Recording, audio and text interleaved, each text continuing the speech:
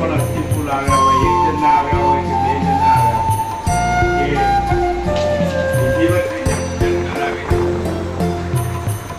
બીજા દિવસે હરિદ્વાર